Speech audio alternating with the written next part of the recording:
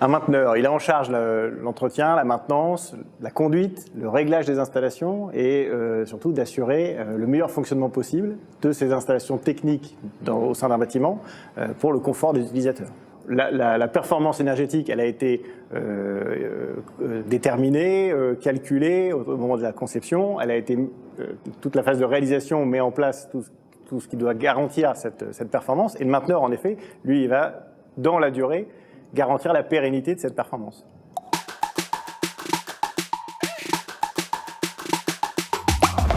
Le mainteneur, il a plusieurs rôles.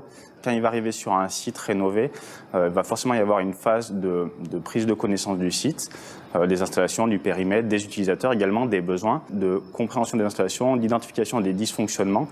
C'est une première étape qui est essentielle pour ensuite pouvoir aller sur une phase après qui va être plutôt vers de l'optimisation énergétique ou du moins une montée en puissance de la performance du site comme ça a été imaginé en phase de conception.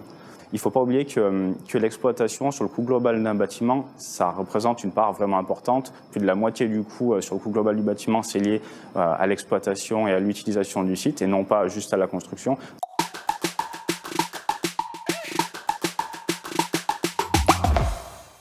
Aujourd'hui, l'intégration du mainteneur dès les phases amont, c'est vraiment important pour plusieurs raisons. On peut apporter un certain recul, une certaine expérience sur ce qu'on a l'habitude de faire en exploitation, ce qu'on voit qui ne fonctionne ou qui ne fonctionne pas.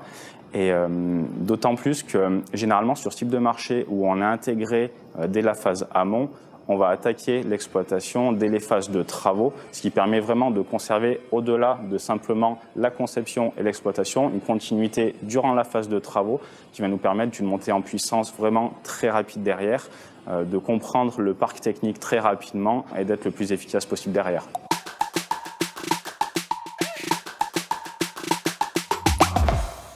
Étonnamment, sur les objectifs énergétiques, les sujets les plus difficiles à tenir aujourd'hui sont les objectifs de chauffage.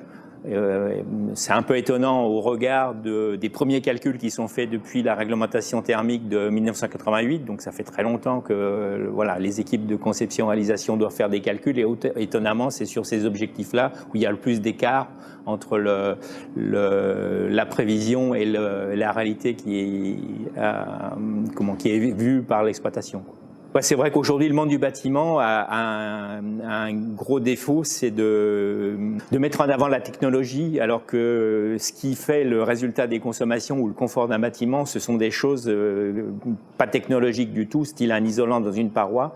Et puis également, ce qui a été oublié souvent, c'est que cette complexification, elle est plus à la hauteur des moyens des occupants, quoi, et à la hauteur des niveaux d'économie d'énergie. Donc, à un moment, c'est pour ça que le low-tech est important, parce que plus on a des consommations basses, moins les sophistications sont rentables.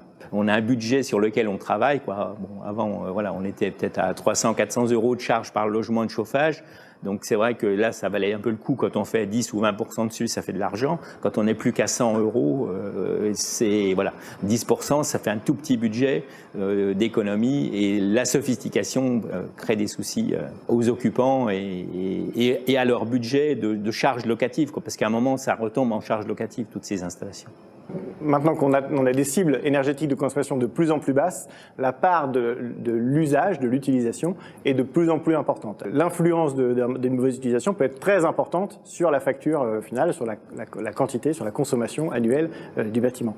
On se tourne vers l'utilisateur via des actions de sensibilisation, de l'information, de la formation à l'utilisation des dispositifs qui lui permettent aussi de régler le confort qu'il souhaite, hein, et on lui rend aussi des comptes au travers d'indicateurs qui sont partagés, qui sont représentatifs de la performance pour l'intéresser à la façon dont il utilise le bâtiment et dont la façon dont il utilise le bâtiment va influencer les performances.